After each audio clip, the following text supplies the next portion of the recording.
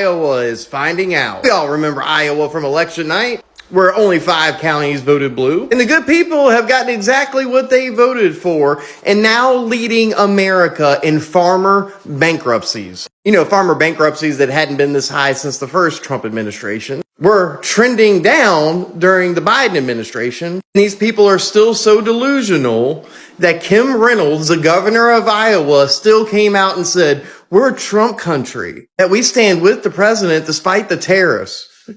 I tell you what, you guys sure do like paying for your racism, don't you? To go along with the family farms going out of business, you have multiple investors that have now gone bankrupt in the companies they own in Iowa.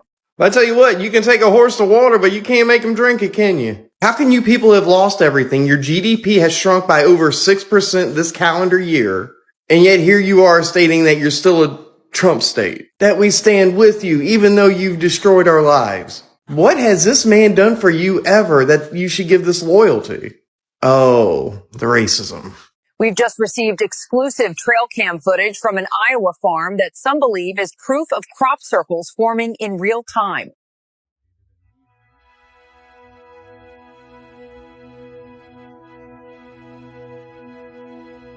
The USDA has decided to end an $11 billion program they had with Iowa farmers. This is hilarious. That was started about 3 years ago during the pandemic.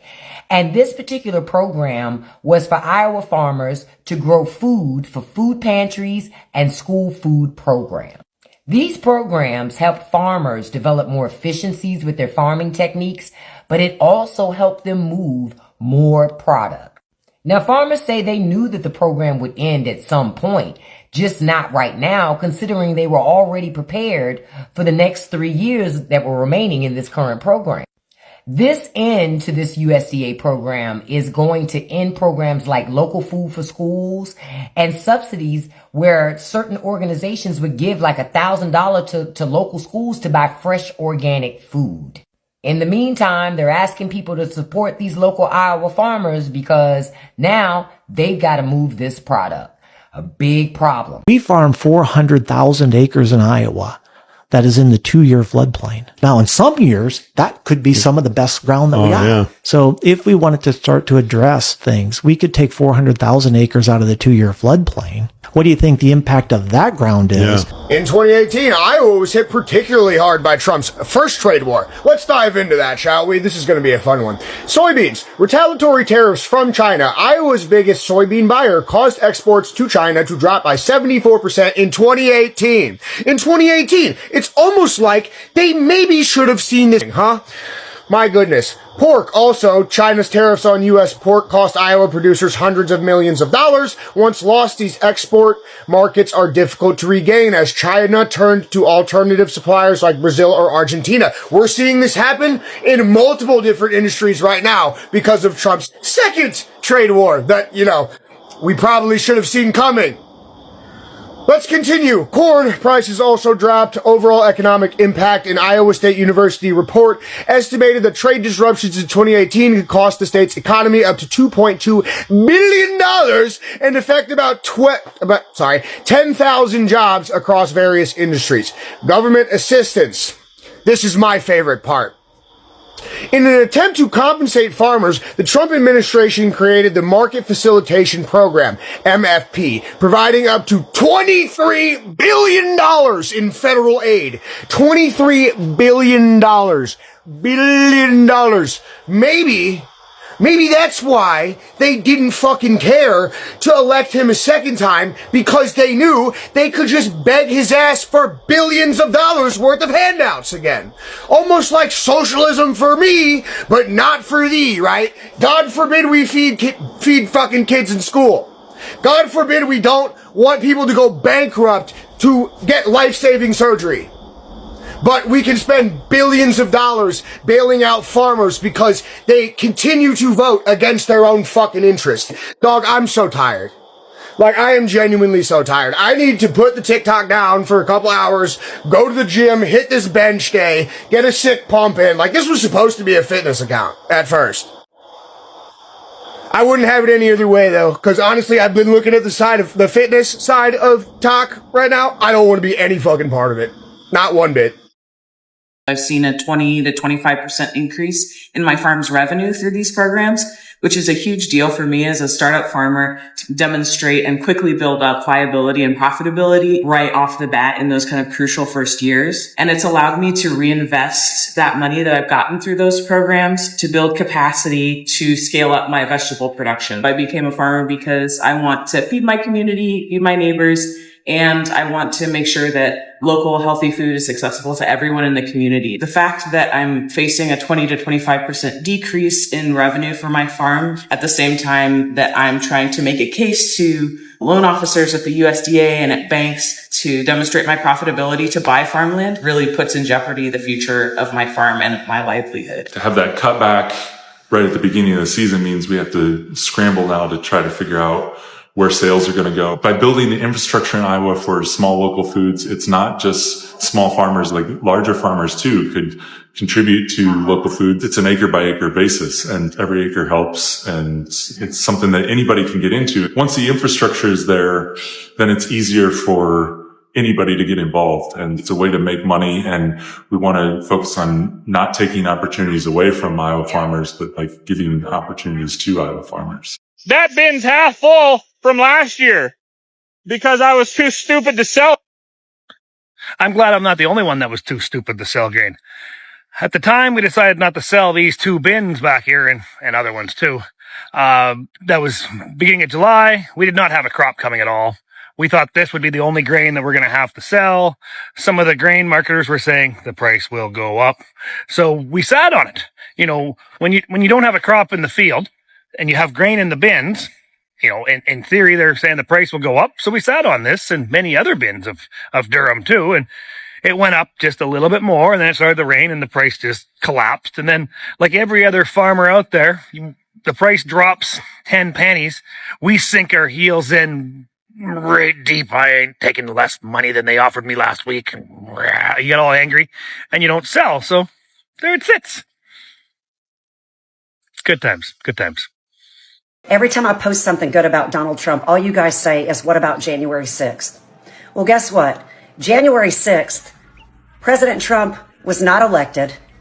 Biden was in office. And so if there was any issues with things that should have been done on January 6th, it should have been done by Joe Biden. You can't come back and criticize Donald Trump because his supporters did things because he didn't get elected when he was not even in office. These are people who supported him, but he was not elected. So there was nothing that he could actually do on January 6th because Joe Biden was president. Hi, Marie. Can you put me in touch with whoever ties your shoes in the morning? I would like a word, please. Marie, out of all the opinions about January 6th that have ever been posted on the internet, this is the dumbest one, which is astounding, Marie, because you guys have been full of excuses for January 6th over the years. He told them to march peacefully. Antifa did this. They let them in. It was a day of love.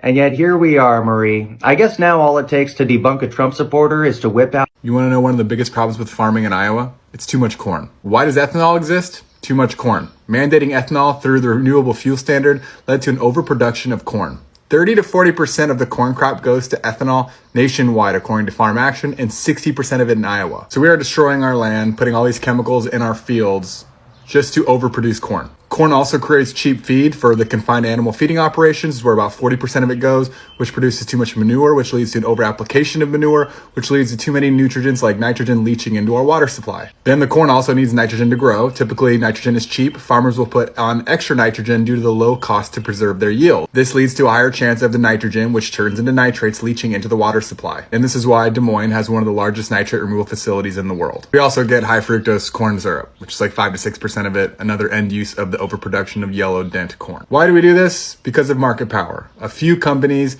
push for only producing a small number of grains like corn because it is better for their bottom line. Not great. Got in office and he said, "What?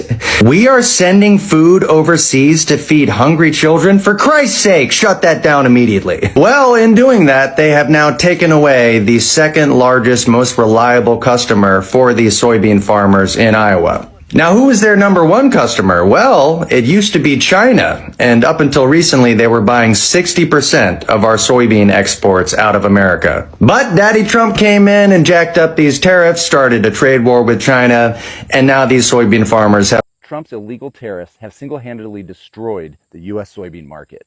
As of yesterday, the price of soybeans is about $9.34 here in Iowa.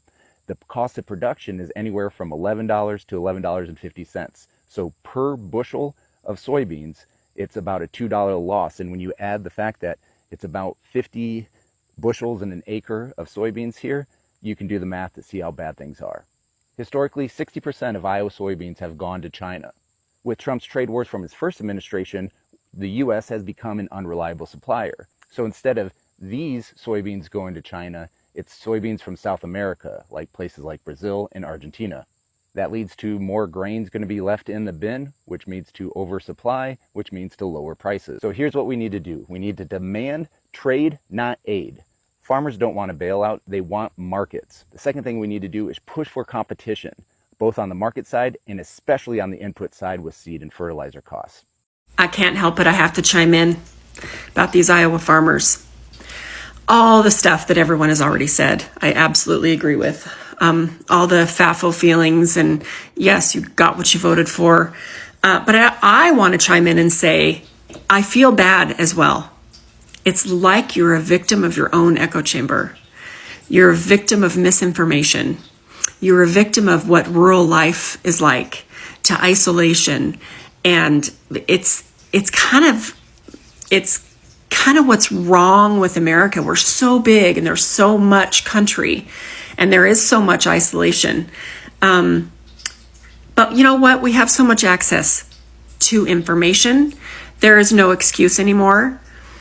If you're laying in bed at night and you're worried about your home, your livelihood, your legacy, the roof over your head and the food in your mouth, check on that echo chamber, maybe crack it open. All right, let's talk water quality in Des Moines. For those that don't know, the Des Moines Water Works, which has the largest nitrate removal facility in the world, which basically just removes crap and chemicals from our drinking water, issued a warning for people not to water their lawns or use too much water. Otherwise, the drinking water will become unsafe to drink. So why is this happening?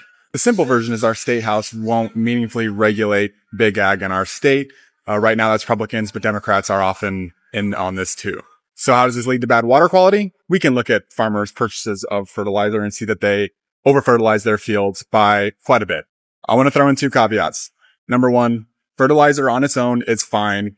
It creates bread out of thin air. It's when it's over-applied when we have issues. But as Chris Jones has written about, farmers at this rate, if it was just this over-application that they do, they probably wouldn't be enough to affect our water. It's the second issue that comes up. This is Iowa having like the most pigs of any state, top 3 in cows, top 2 in chickens that produce more animal waste, poop, than any other state in the United States. This is also not meaningfully regulated, and put simply, it runs off into our waterways. Our watersheds cannot handle it. It's the combination of these two things that create a huge problem.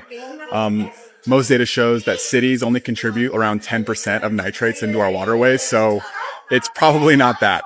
And then in the summertime, more people use water to water their lawns, but the Des Moines Water Works relies on that to make money. That money goes to cleaning up the water. So we have a nasty system that I'll dive deeper into, but I am currently in Spain on my honeymoon, so that will wait. Thanks for watching. President Trump now changes his tune, saying that farmers will now have the control to vouch for any undocumented worker that has worked for them for a lot of years. My name is Alexander Cardenas. I'm an immigration attorney here in Des Moines, Iowa. This is something that is too good to be true. I will believe it once it is actually law.